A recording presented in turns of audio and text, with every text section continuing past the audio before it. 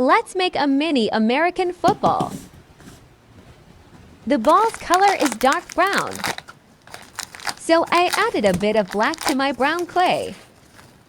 I think it's called American football because it's popular in America. What's the popular game in your country?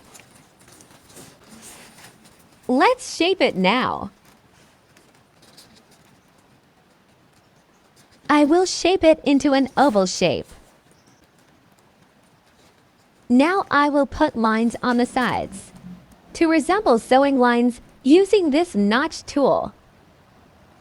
These handcraft are good therapy for stress or when you have free time.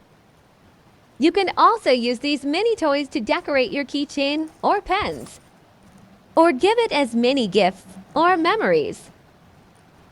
Back to our ball. I made 4 lines. Now I will make the stitching lines in the middle side. The sewing lines look so realistic. Now I will make the stitching part from white clay. I will make the long thread first.